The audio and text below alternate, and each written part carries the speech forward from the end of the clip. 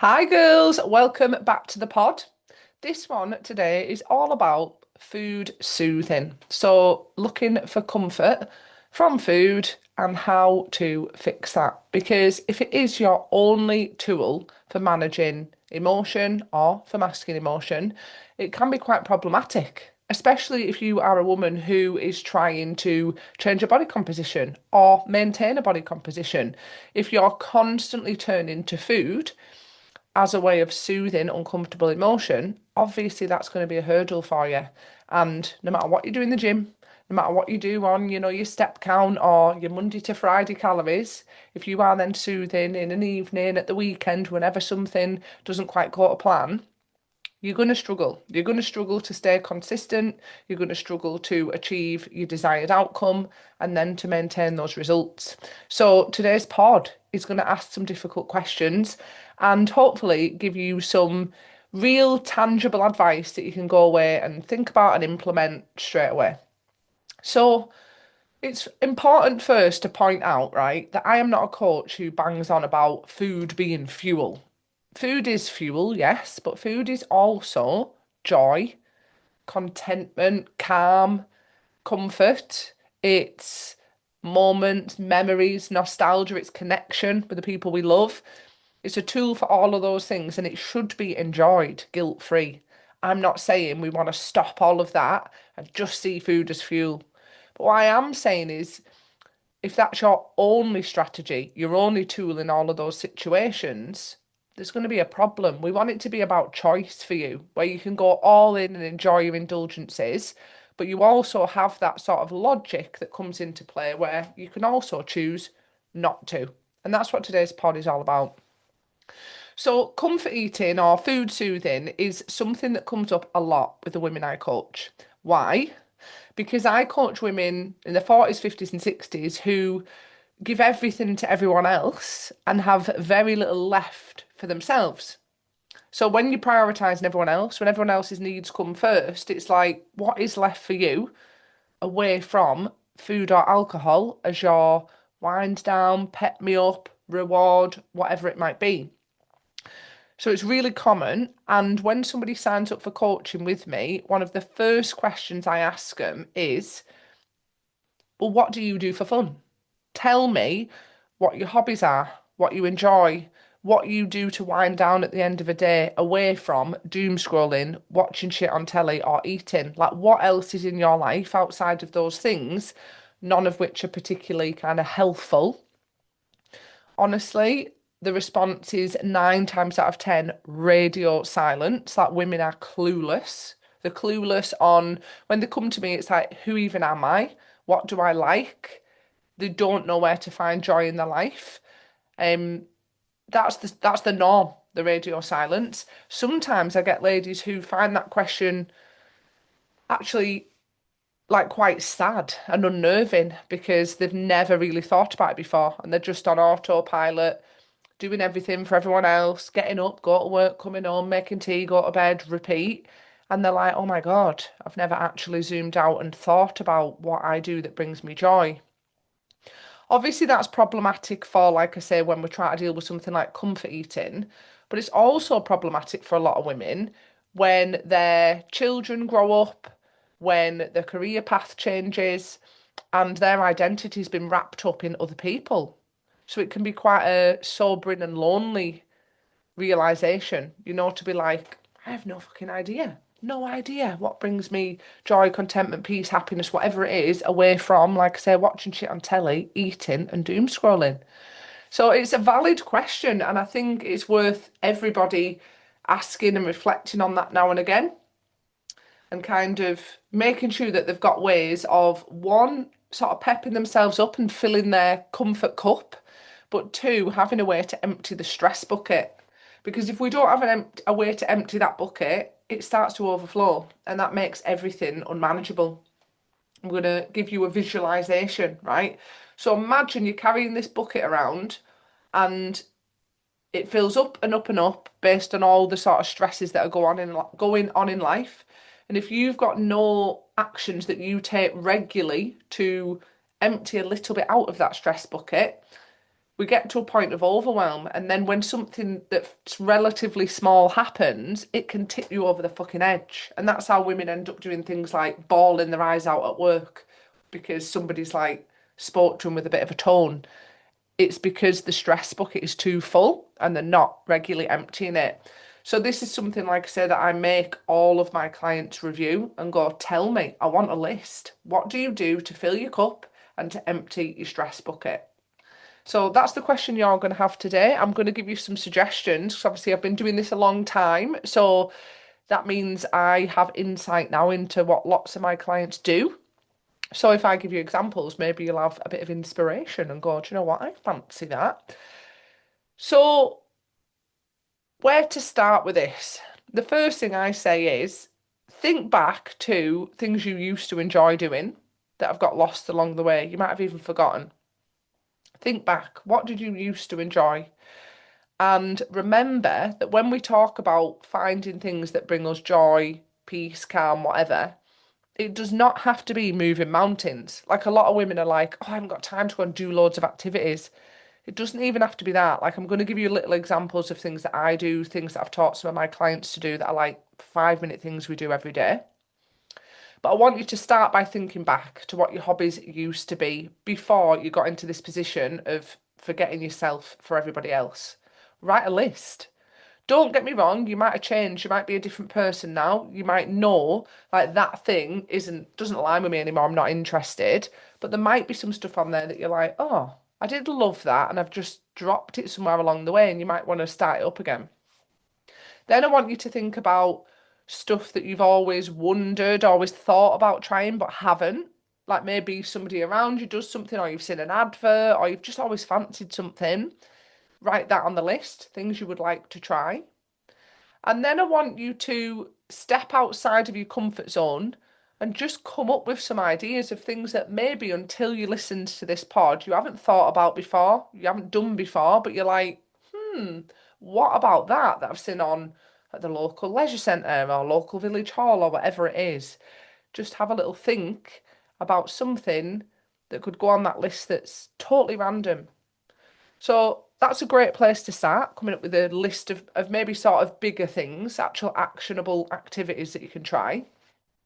But then I want you to also come up with things that you currently do like, but you just don't take the time for. So examples of that, right, are I love like taking baths. I take 2 or 3 baths a week. And when I say that to other people, they're like, oh yeah, I actually really enjoy that, but I never take the time. Now, that's not a bath where you're letting the kids come and bang on the door and everything and people do your head in. That's actually like really getting into it. Like on Friday night, I'm going to have a bath bomb. I'm going to take my book in. I'm going to tell everybody to piss off and leave me alone. And I'm going to enjoy a half an hour soak. That's an example of regulating your nervous system away from standing at the cupboard, duck swallowing a load of chocolate or pouring a load of rosé on a Friday night. There's an example of like something little. Here's other things that I do. I'm just going to list stuff off, right?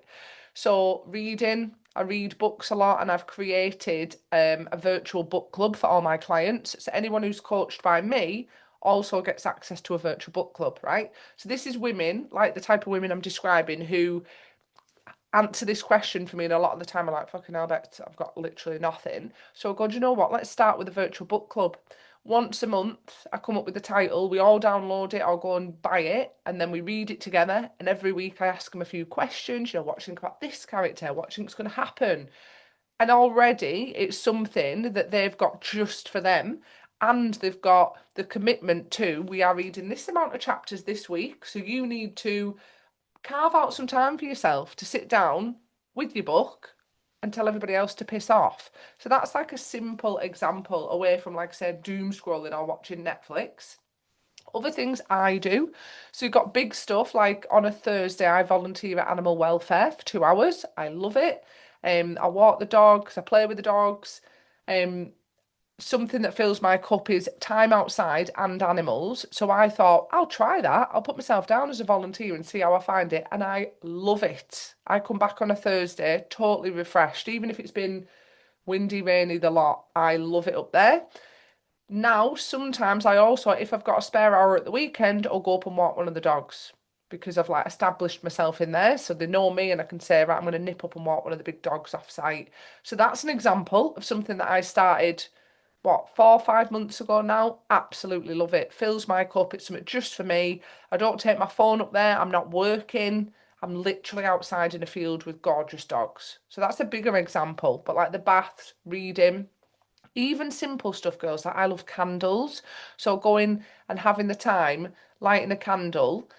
I, on Sunday morning, set myself, I had a little task. I put my rucksack on, I walked down to TK Maxx, bought 6 new candles, walked home, loved it. Something little for me. So these are just daft examples.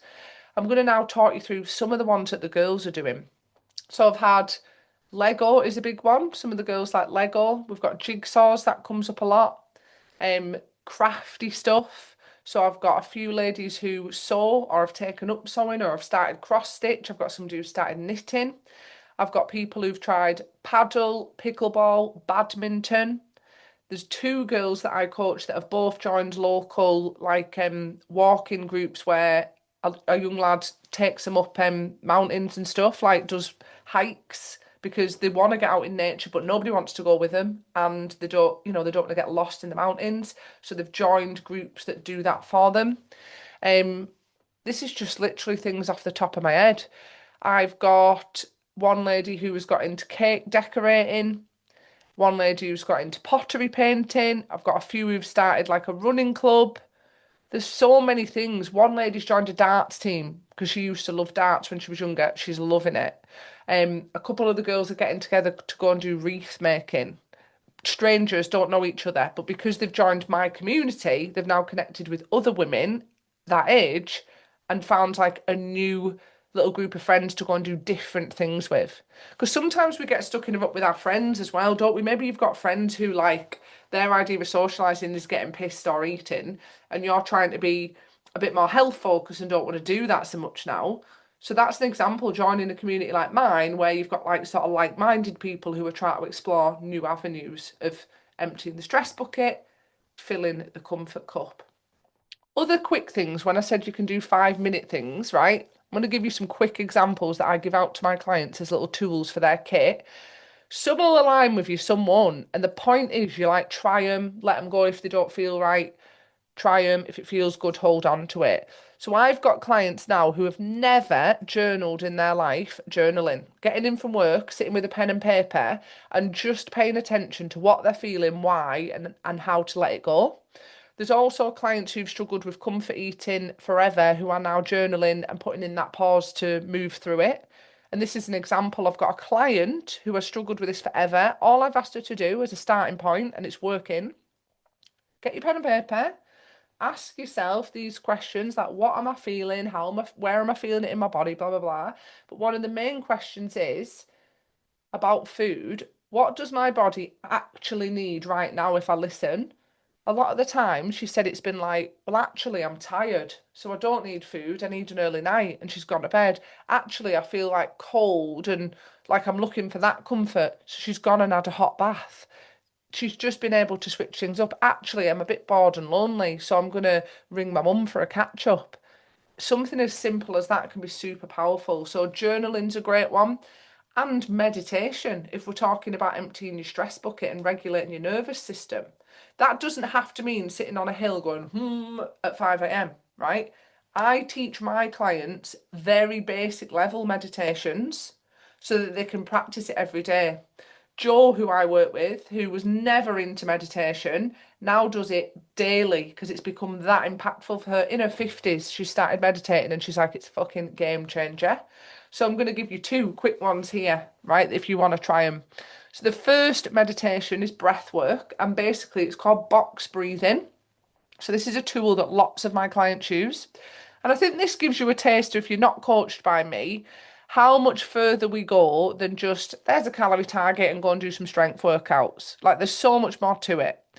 Box breathing, you visualize in your brain you're drawing a square, okay? You breathe in for 4 as you are drawing up the left side of the square. Breathe in for 4, 3, 2, 1. You hold that breath for 4 as you draw across the top of the square. You breathe out for 4, drawing that edge, and then you hold your breath again for 4 to draw the bottom. If you did 10 box breaths, that would regulate your nervous system. That would be meditation without having to really stress yourself out thinking, I need to be super calm for 20 minutes. A second one that a lot of the girls use, and I use this seriously a lot, it's great outside. It's called sound layering. So what this does is it grounds you. It brings you into the moment. If you're a worrier, if you're stressing about the past, if you're worrying about the future, this is a great one. You're going to sit in nature somewhere. I do it literally in the bench in my garden. You're going to shut your eyes, you're going to listen. And you're just going to count how many sounds you can hear immediately, right? So you might just hear like, I don't know, the telly on in the front room. You might hear your neighbours chatting in their kitchen. And that's the initial sound you can hear. You then sit there and expand your mind, your hearing, your ears, until you go, oh, do you know what?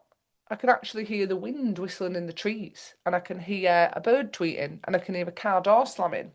You sit there for a couple more minutes, and your goal is to listen to as many sounds as you can around you. You might get 10, 15. It takes 3 to 5 minutes. What does it do? It quietens your mind. It gives your brain that like pause button for 5 minutes. It short circuits you.